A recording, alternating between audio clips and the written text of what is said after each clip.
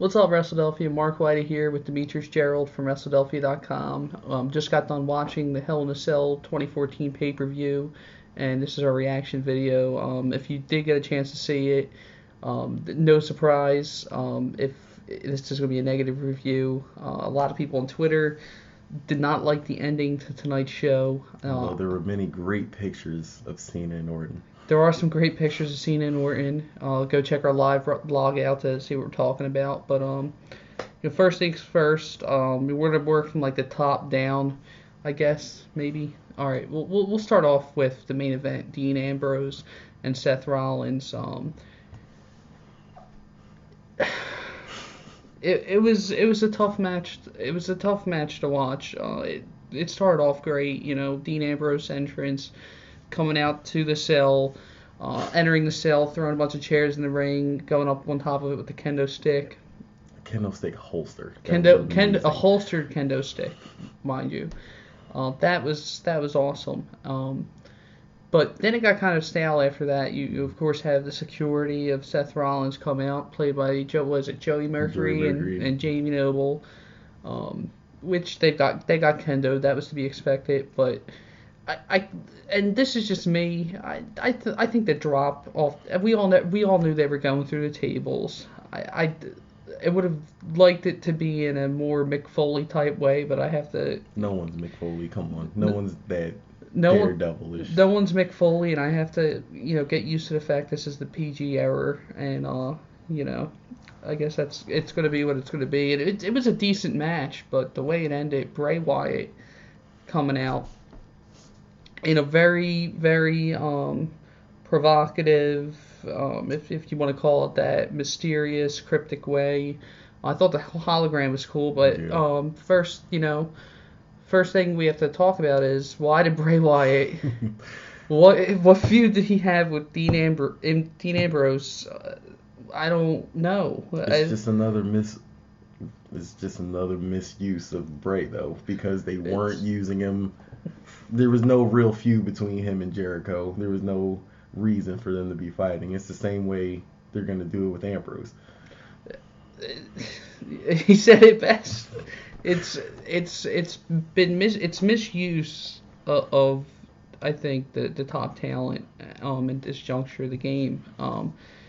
Seth Rollins and Ambrose, yeah, they had a great feud, but that is completely under the water now. It's gone. It's washed away now that Bray Wyatt's in the picture, and that feud had a lot of potential. Had the potential to be the future of the WWE, kind of how what we saw earlier in the show with Cena and Orton. We talked about this before. We thought they were gonna run this all the way to WrestleMania and keep Ambrose from being the first person to be able to cash in the Money in the Bank. That's smart, because you're smart, but they're not that smart. They don't play by the rules that were written by Jim Cornette and Vince Russo, and guys before him, and some of the guys after. But I don't know what's going on. I don't know why Bray Wyatt needed to be the one to attack Dean Ambrose. And I don't know if it was the right move. Granted, I know what they're going for, and I talked to you this on the ride over. Mm-hmm. They're going more for the Austin Rock kind of rivalry, where you have two great performers that are even better on the mic to go at it. But it just, like you were saying, there was some tension there. There was no tension with Ambrose and Bray Wyatt, and Rock Stone Cold had a legitimate reason to fight each other. Stone Cold was the rebel, and at the time The Rock was the corporate guy. That's not if they had Bray going after Rollins, I would understand that, but obviously Rollins isn't as good on the mic as Ambrose or Bray, so that would make sense not to make that feud. This makes even completely less sense to put Ambrose against Bray. It makes no sense. I mean, I think if anything, though, we can all be excited that Bray Wyatt is now back on WWE television, in a WWE ring, with a storyline that could have a lot of potential, and it's a good thing in that sense. And I guess we'll find out after 3 hours of watching Raw, having to sit through Adam Rose and Miz and the Mizdow. Miz's of the world. Although Mizdow is the best. We're going to get into the Miz now. This is going to be a lengthy video. At any point in this video, if you want to click the ticket on the screen or what appears to be a ticket that says WrestleDelphia, that will take you to our website, and you could just forget it. Forget that we're talking and just read some of the great stuff John Corgan has done this week and some other cool stuff. But, all right, cheap plug aside, we're going to, like I said, work our way down. And Divas Championship match, AJ Lee versus Paige. Yeah. I'm telling you, it's just very tough this is a tough time to talk about the WWE. As you can see, I'm wearing a Bold Club shirt in complete support of New Japan Pro Wrestling and Independent Wrestling and AJ Styles, and because this product is just hard to watch. Thank God it was $9.99. It's not so much that it's hard to watch. It just proves that they're not looking for real talent. They're looking for a set thing, and it's not working. Well, I don't think it's anything against the talent of the wrestlers. I think they don't want to really. You see these guys are coming out of NXT, and they're not developing their characters. The Paige AJ Lee thing, yeah, it makes sense. The night after WrestleMania. It's just been going on for too long. It's been going on way too long. And, I think maybe they're going to kind of, after tonight's win by AJ Lee, I think they're going to move more towards Paige fighting Alicia Fox, which I don't think is a very good move. But who else is going to fight AJ for the title? I'm sure it's going to be somebody from NXT. Maybe eventually have to bring Charlotte at some point. Yeah, they have to bring Charlotte up. But good match overall. It was one of the better matches on the show. And to their credit, they work well together in the ring. They did have an established storyline coming in, and I think that storyline isn't going to hold up anymore. I think it's now into the next phase of whatever they're trying to do with the two. Rusev versus Big Show. Everybody knew Big Show was going to lose. There's no way that he's going to, beat Rusev. Rusev's not going to lose until at least Royal Rumble or WrestleMania, which we all hope it's going to be to Kurt Angle, obviously. Thoughts on that before we even get over into the match? You suck. I can't wait. You did the You Suck, but with the Daniel Bryan. You know what? I can't help it. Because they're going to be a tag team. That's right. Beard and bald. The Yes Suck. I don't know what. But yeah, on to the match. Big Show versus Rusev. Very good match. Yes. Very good match, all things considered. Good spots. I'm loving the matches more when Rusev isn't just overpowering guys. When he's coming from behind to win. I'm enjoying that a lot more because him just crushing people was getting old. When I'm thinking about Rusev, and I've been dissecting all of his matches, kind of analyzing it, and I've seen him wrestle live a few times and saw some of his independent work. That guy is, to me, going to be. He already is, in my opinion, the top heel, top pure heel, somebody that you hate and with reason in the company. And I think at some point, with his athleticism, and they haven't really done well with the foreign, diplomatic wrestlers that we're supposed to hate. True. You think back, who was the last foreign Tensai? Lord Tensai, who wasn't really much of anything. No. Where you're supposed to you hate the character because of actual political conflicts with whatever country they're representing. You have to think back to the Iron Sheik, in my opinion. Maybe Sergeant Slaughter when he pledged allegiance to Iraq or Iran? Iraq. Well, yeah, but you look at some of the guys that have come before Rusev within the last 10 years or so, or 15 years with Muhammad Hassan and Tiger Ali Singh and those guys. They didn't pan out the way I think they were hoping. And I think the talent was there, but Rusev is the full package, and he proved that tonight. Had a great match with the Big Show. I think the difference is, though, between the people you mentioned, he didn't have Lana. Lana helps out tremendously. Lana is behind Paul Heyman, in my opinion, Mm-hmm. for managers that can push talent. And, that was a great pairing. And, like I said, great match. Rusev, he landed a couple cool spots, suplexed the Big Show. And he suplexed him like he was just a small guy. It was amazing. Yeah, it was awesome. And, yeah, it was a good competitive match. Mark Henry tried to get involved, and we all thought that was going to be the heel turn. That was kind of something that was trending a little bit on Twitter and on our page. No heel turn. Actually, Rusev turned his heel on Mark Henry, and a couple times on the Big Show before putting him in the what are we going to call it? It's the Accolade. It's the Accolade. Yeah. That's the name. That's the Rusev Crutch. The Accolade. That it should just be called the Rusev Crush. It should just be called the Rusev Crush because that's what Lana yells. But well, Rusev crushed again, and he will until WrestleMania, where I think that will be his first loss. On to the United States Championship, if you even care about it. Sheamus versus The Miz, with Damien Mizdow in his corner.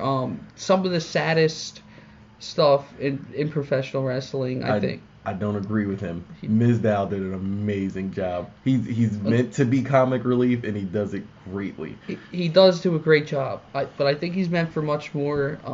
If that's what he wants to do with his life, he's making more money than all of us combined, and probably you if you're watching. Very true. All of our paychecks. He's blowing out of the water. But yeah, Damien Mizdow.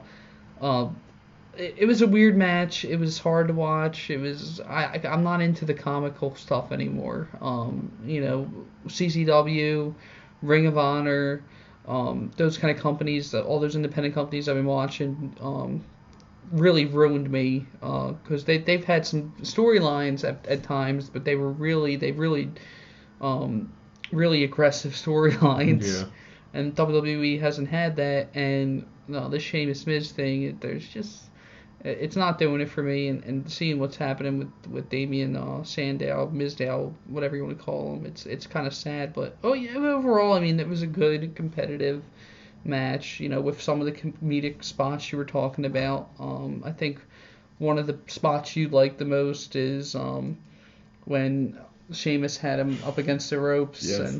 And Damien's mimicking the hits. And I guess, if you're into that kind of stuff, you are. I think the only thing that disappointed me was I was hoping after Miz accidentally hit Mizdow that it would cause a feud there, but it didn't. So I think they could have done something there.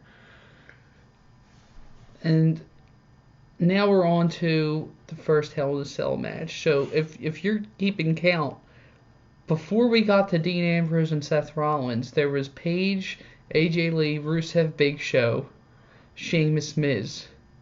Before that, we had a Hell in a Cell match. John Cena versus Randy Orton. What do you think about the placement of this match? They don't know what they're doing. They don't know what they're doing. They don't know what they're doing. This is at least the 5th pay-per-view where the Divas match is way too high in the card. Yeah, I think they're trying to make the Divas title more relevant than I think people would. Well, my issue is the Divas title in the early 2000s was always relevant, and it was never that high in the card. It was, but you had those you had Trish and Lita, pushing that. That is a very different video that we'll do probably never, but we'll think about it. Cena versus Orton, we've seen it. I don't even know how many times. I at one point stopped watching WWE for a very long period of time, and I came back to it, and it's still the same Cena Orton match. Although Orton has been killing RKO's on the most creative ways in the last couple years. They've been amazing. Well, Orton went viral this week with the RKO out of nowhere Vine. Yeah. So there was a couple RKOs out of nowhere. Specifically, if you have not watched this pay-per-view yet, and we're spoiling it for you, I'm sorry, but do put it on, pay the $9.99 because there's one spot you can't miss. No. And it was Randy Orton's counter to an AA where he catches John Cena in an RKO. It was the coolest spot. The network crashed on us like 10 times throughout the night. So if you were playing the network crash drinking game, you're probably really buzzed. We didn't, unfortunately, but yeah, it came back on right during that AA and the ensuing RKO, and that was something that was well worth watching the buffering. Watching the actual buffering and the loading screen happen. Great match. In my opinion, it was a great match. I'm not happy John Cena won, and I'm very much not a John Cena fan, and a lot of people aren't. But then afterwards, just seeing him interact with some of the youth in the crowd and the smile on his face, you gotta admit the guy, everything he's done up until this point, all the titles, and now another title shot against Brock Lesnar with a very hostile fan base against him, and never taken it out on us or the kids. I think that's one of the most endearing things about him. He embraces a lot of the hatred he gets from the crowd, which he could take it in a different way. He could ignore it. He could not even acknowledge it. The fact that he does acknowledge it and he knows the reaction he gets from the crowd, I like how he plays it. Yeah, I mean, love or hate John Cena, you have to love him as a person, and I thought that was cool. And he does that, from time to time at shows, but I think they highlighted that well after the match and afterwards. And I'm always kind of the guy when John Cena wins, a match that guarantees him a title shot. I'm like, oh my God, here we go again. I'm so tired of this guy. And then he goes and he's like interacting with the kids, and they got a smile on their face. I'm like, oh my God. That was me when The Rock was around. Yeah. So, props to John. He wrestles every show, seemingly, and all the live shows. And I mean, you gotta give him props. If there's any way anyone in WWE sees this, can you please turn him heel? We're tired of waiting. I thought that was gonna happen tonight. I really did. I thought, Bray wasn't going to be the one. I really thought it was going to be Cena. And I don't know why. I had no reason to think that. I just really believed it. I was like, tonight's the night. And it's not happened yet. And it's probably not going to happen ever. But we'll see. So we just talked about one match that you're probably tired of seeing. How about another one? Usos versus Gold and Stardust. I just want to say this one thing. The best thing to the tag team division was Stardust. When it was just Cody Rhodes and Goldust, it wasn't working. No, I agree with that. Cody has owned this character, and I love it. I think, when you talk about Gold and Stardust, Goldust, he's been a character that has stood the test of time. Mm-hmm. He has had one gimmick. He's had gimmicks before that, but this gimmick has stood the test of time, and he didn't really have to change things up much. With his brother Stardust, Cody Rhodes, they work together very well, and they bring a lot to the tag team division. I just wish there was another tag team that would fight them. I'm so tired of the Usos. You want to talk about, not liking John Cena, being tired of John Cena. How about being tired of the Usos? The Samoan version of John Cena. The Samoan John Cena. They at one point, I think, matched John Cena's T-shirt. Several weeks as they interfered and helped him win matches. Yes. And while he was facing Bray. 5 moves of dooms. They've got him too, and I'm tired of seeing the Usos, but unfortunately that. The Ascension's not up yet. They really haven't made any more tag teams. They tried with Ryback, and they tried a little bit with Swagger and Cesaro. I still think it's a mistake that they're breaking up Harper and Rowan, but yeah, they need more tag teams, not to be splitting them up. Just on that note, Harper and Rowan breaking up, it adds more to the singles division, but there's only one title that seemingly matters, and it's, I mean, how many guys are you going to have fighting for the world championship when, you don't even have your champions there to defend it? Exactly. So, shout out to you, Brock Lesnar. Shout out to Brock Lesnar, who John Cena will now be facing at some point in the future.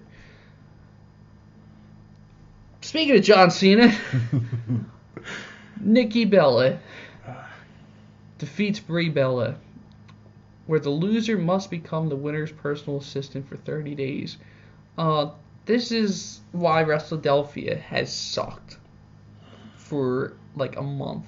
I just haven't really cared to write about the WWE. And Nikki Bella and Brie Bella's feud is the sole reason why. It started out so amazing. It did. And they ruined it. They did. So fast. They did. I just not into it. Not into it. Although the spot with Brie carrying the bags was pretty funny.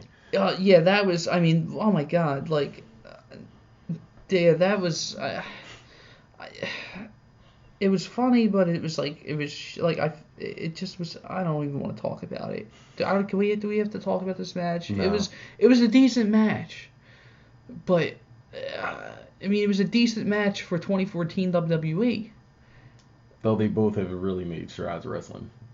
When they first came in, they were just twins and they were hot.